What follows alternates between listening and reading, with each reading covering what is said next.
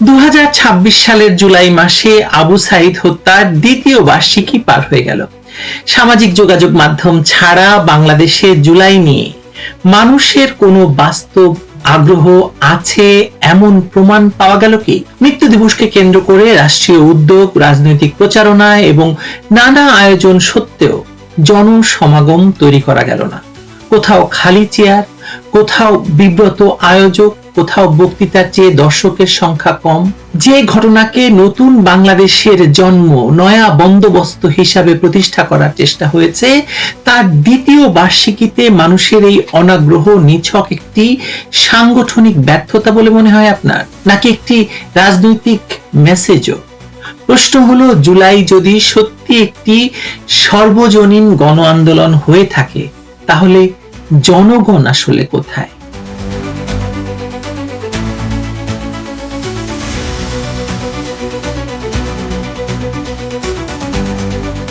রাজনীতিতে কখনো কখনো একটি ঘটনা, একটি ছবি হাজার বক্তৃতার চেয়ে শক্তিশালী হয়ে ওঠে।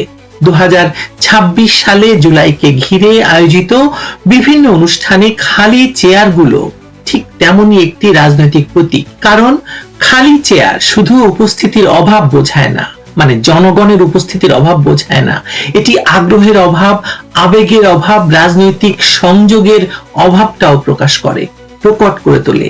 যে ঘটনাকে 2 বছর ধরে নতুন বাংলাদেশের জন্ম, নতুন বন্দোবস্ত, মুক্তিযুদ্ধকে প্রতিস্থাপনের চেষ্টা এসব হিসাবে উপস্থাপন করা হয়েছে, সেই ঘটনার দ্বিতীয় বার্ষিকীতে যদি রাষ্ট্রীয় আয়োজনের সামনে খালি চেয়ার পড়ে থাকে, তাহলে তো প্রশ্ন উঠবেই, মানুষের মনে জুলাই আসলে কতটা জায়গা করে নিতে পেরেছে। জুলাইয়ের দ্বিতীয় বর্ষপূর্তির অনুষ্ঠানগুলো দেখে আমার প্রথম যে কথাটি মনে হয়েছে তা হলো, জুলাই কি মানুষের মনে কখনো আসলে জায়গা করে নিয়েছিল, নাকি জুলাইপন্থীরা খুব জোর চেষ্টা করেও মানুষের মনের ভেতরে জুলাইকে গেঁথে দিতে পারছে না? একটি কথা পরিষ্কার করে বলা দরকার, একটি অনুষ্ঠানে লোক কম হয়েছে বলেই পুরো জাতির রায় ঘোষণা করা হয়ে যায় না। রাজনীতি এত সরলও নয়, কিন্তু যখন রাষ্ট্রের সর্বোচ্চ প্রচেষ্টা, সরকারি পৃষ্ঠপোষকতা, বিপুল প্রচার এবং দীর্ঘ প্রস্তুতির পরেও মানুষের স্বতঃস্ফূর্ত অংশগ্রহণ চোখে পড়ে না, তখন সেই দৃশ্যকে হালকাভাবে নেওয়ার সুযোগ নেই। সেটি রাজনৈতিক ভাষা, আর সেই ভাষা পড়ে ফেলতে না পারলে রাজনীতিকে বুঝতে পারবেন না। ইতিহাসের একটি সহজ নিয়ম আছে, যে ঘটনা মানুষের হৃদয়ে জায়গা করে নেয় তাকে প্রতি বছর নতুন করে প্রতিষ্ঠা করতে হয় না। ভাষা আন্দোলন, মুক্তিযুদ্ধ কিংবা পৃথিবীর অন্য যে কোনো বড় ঐতিহাসিক ঘটনার দিকে তাকালেই বিষয়টি বোঝা যায়।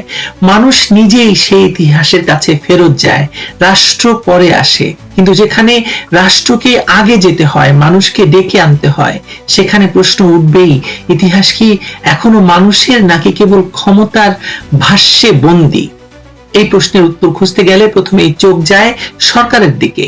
ক্ষমতায় এসে বলা হলো, জুলাই সরকার পরিবর্তনের ঘটনা নয়, এটি নতুন রাষ্ট্র চিন্তার সূচনা, জুলাই সনদ হবে, নতুন রাজনৈতিক বন্দোবস্ত হবে, গণভোট হবে, এমন অনেক প্রতিশ্রুতি আমরা শুনেছিলাম। কিন্তু 2 বছর পরে যখন একটি নির্বাচন হলো, নির্বাচনের পরেই প্রতিশ্রুতিগুলোর কি হলো? যে সরকারটি জুলাইয়ের বেনিফিশিয়ারি হিসাবে প্রতিষ্ঠিত, তারা এসে আগের মতোই রাজনৈতিক কেন্দ্রবিন্দুতে মানে জুলাইকে রাখছে না। সাধারণ মানুষ কেন সেটিকে এই আবেগে ধরে রাখবে বলুন তো? মানে যে সরকার জুলাইয়ের আবেগে প্রতিষ্ঠিত, যে সরকার জুলাইয়ের বেনিফিশিয়ারি, তারাই যখন এই জুলাইকে দেখছে ভিন্নভাবে, ক্ষমতা দখল হিসাবে, তখন সাধারণ মানুষ কেন জুলাইকে মনে রাখবে আমাকে বলেন? সবচেয়ে বড় কথা হলো, ইউনূস সরকার জুলাই জাদুঘর করতে চেয়েছে। দেখুন, মুক্তিযুদ্ধ জাদুঘর যখন প্রতিষ্ঠিত হয়, তখন সরকার সেটা প্রতিষ্ঠিত করেনি, মানুষ সেটা প্রতিষ্ঠিত করেছে। কিন্তু জুলাই জাদুঘরকে প্রতিষ্ঠিত করতে হয়েছে রাষ্ট্রের টাকায়, রাষ্ট্রের জায়গা দখল করে এবং রাষ্ট্রের পৃষ্ঠপোষকতায়। দুর্নীতি তো হয়েইছে। আপনি ভাবুন যে জুলাইকে কিভাবে প্রতিষ্ঠিত করার জন্য রাষ্ট্রকে খেলতে হয়েছে। মুক্তিযুদ্ধকে সেটা করতে হয়নি, মুক্তিযুদ্ধকে সাধারণ মানুষ ধারণ করেছে। মানুষ কথার চেয়ে আচরণ দিয়ে প্রমাণ করে দিয়েছে যে মুক্তিযুদ্ধের জন্য এরকম সরকারি পৃষ্ঠপোষকতার দরকার নেই, রাষ্ট্রের পৃষ্ঠপোষকতার দরকার নেই। জুলাই নিয়ে তো অনেক প্রশ্ন আছে, সেগুলোর তো উত্তর আমরা এখনো পুরোপুরি পাইনি। যেমন ধরুন আবু সাইদের মৃত্যু, যেটা নিয়ে জুলাই দিবস ঘোষণা হলো, সবচেয়ে আলোচিত প্রশ্ন তো সেটাই। আদালত তার বাবার বক্তব্য, ময়নাতদন্তের তথ্য, ঘটনার সময়রেখা সব মিলিয়ে জনপরিসরে নানা প্রশ্ন রয়ে গেছে। আহত হওয়ার পর চিকিৎসা পেতে বিলম্ব নিয়েও প্রশ্ন হয়েছে, আলোচনা হচ্ছে। এসব প্রশ্নের একটি স্বচ্ছ সর্বজন গ্রাহ্য ব্যাখ্যা আজও রাষ্ট্রের পক্ষ থেকে, সরকারের পক্ষ থেকে বা এই জুলাই চেতনাধারীদের পক্ষ থেকে দেওয়া হয়নি। ফলে অনেকের কাছেই জুলাইয়ের সবচেয়ে প্রতীকী ঘটনাগুলোর একটি এখনো বিতর্ক মুক্ত নয়। বিশেষ করে এই আবু সাইদের ব্যাপারটি, আবু সাইদ হত্যাকাণ্ডের বিচার নিয়েও একই কথা প্রযোজ্য। বিচার ব্যবস্থার উপর আস্থা কেবল রায় দিয়ে তৈরি হয় না, সেই রায়ের পথের যে প্রক্রিয়া সেটিও মানুষের কাছে বিশ্বাসযোগ্য হতে হয়। যখন বিচার নিয়ে প্রশ্ন ওঠে তখন সেই প্রশ্নকে রাজনৈতিক অপপ্রচার বলে উড়িয়ে দিলে আস্থা তো ফিরাতে পারবেন না, বরং সংশয় আরো গভীর হবে। বিশেষ করে এই আন্তর্জাতিক অপরাধ ট্রাইব্যুনালকে নিয়ে রাজসাক্ষী কেনাবেচা থেকে শুরু করে নথি জাল করা, এবং রাষ্ট্র এখানে হেন অপকর্ম নেই যেটা করেনি, এবং পুরো আইনটি আসলে প্রশ্নবিদ্ধ। ফলে এই আইন দিয়ে আপনি একজনকে সাজা দিয়ে দিবেন এবং সেটা নিয়ে প্রশ্ন উঠবে না মানুষের মনে, সেটা তো হতে পারে না। সংকট কত প্রকার আপনি দেখুন। জুলাইকে জাতীয় ঐক্যের প্রতীক বলা হয়েছিল, কিন্তু 2 বছর পর দেখা যাচ্ছে জুলাই নিয়েই সবচেয়ে বেশি মতভেদ। যারা এক সময় একই কাতারে ছিলেন তারা অনেকেই আজ ভিন্ন কথা বলছেন। কেউ বলছেন আন্দোলনের লক্ষ্য বদলে গেছে, কেউ বলছেন আন্দোলনকে ব্যবহার করা হয়েছে, মানুষ প্রতারিত হয়েছে, কেউ বলছে প্রতিষ্ঠিত বাংলাদেশ তৈরি হয়নি। তাহলে সাধারণ মানুষ বিভ্রান্ত হবে না কেন বলেন? আমার কাছে আরো একটি প্রশ্ন খুব গুরুত্বপূর্ণ মনে হয়, আমরা কি সত্যি সব মৃত্যুকে সমান গুরুত্ব দিয়ে দেখতে পেরেছি? বাংলাদেশের রাজনীতিতে একটি বিপজ্জনক প্রবণতা আছে। আমরা নিজেদের নিহতদের শহীদ বলি, অন্যের নিহতদের পরিসংখ্যান বানিয়ে ফেলি। ফলে মানুষের মৃত্যু নিয়েও দলীয় বিভাজন তৈরি হয়।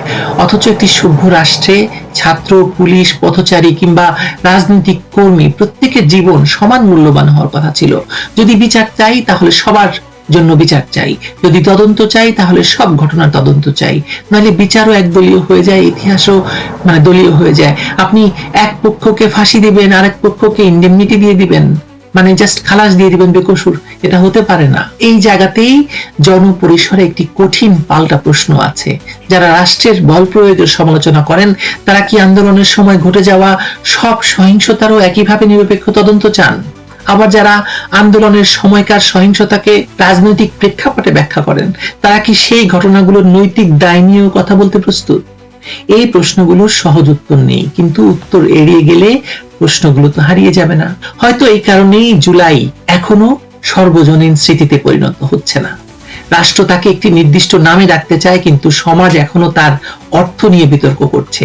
এই ব্যবধান যতদিন থাকবে ততদিন রাষ্ট্রীয় আয়োজন বড় হতে পারে, কিন্তু মানুষের অংশগ্রহণ নিশ্চিত হবে না, এবং বোঝাই যাচ্ছে যে মানুষ জুলাইকে মানছে না, জুলাইকে মানুষ অস্বীকার করেছে। আমার মনে হয় জুলাইকে সবচেয়ে বেশি ক্ষতিগ্রস্ত করেছে বা ক্ষতিগ্রস্ত করছে এক ধরনের রাজনৈতিক অস্থিরতা। ঘটনাটিকে ব্যাখ্যা করার অতিরিক্ত তাড়াহুড়া। আপনি এটাকে ঐতিহাসিক বানাতে চাইছেন, কিন্তু আপনি দেখছেন যে এইটা দিয়ে কি করেছেন, আপনি ফেলেছেন সরকারকে, আপনি বলছেন যে বাংলাদেশ বদলে দিয়েছেন, আপনি সন্ত্রাস সৃষ্টি করেছেন, আপনি বলেছেন এটা বিপ্লব, গণ অভ্যুত্থান, নতুন রাষ্ট্রের জন্ম। আসলে তো এগুলো কিছুই নয়।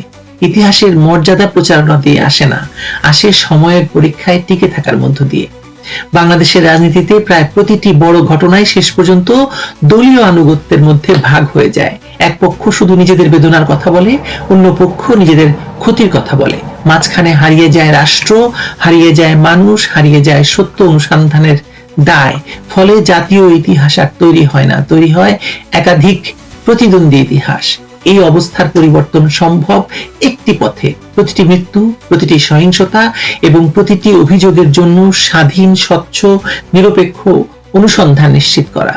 যে বিচার সবার জন্য সমান নয় তা শেষ পর্যন্ত কারোর জন্যই বিশ্বাসযোগ্য নয়। 2 বছর পর জুলাই তাই আমার কাছে কোনো সমাপ্ত অধ্যায় তো নয়, বিপ্লব তো নয়, অভ্যুত্থান তো নয়।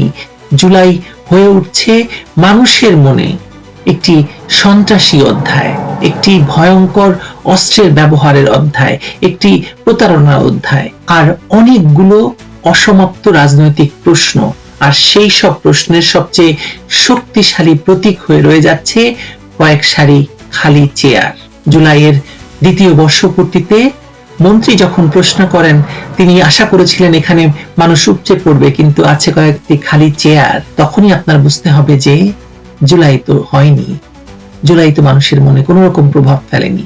কারণ সেই চেয়ারগুলো হয়তো শুধু মানুষহীন ছিল না, সেখানে অনুপস্থিত ছিল আস্থা, ঐক্যমত্য এবং স্বতঃস্ফূর্ত জনসমর্থন, যা ছাড়া কোনো ঘটনাই শেষ পর্যন্ত জাতীয় ইতিহাস হয়ে উঠতে পারে না।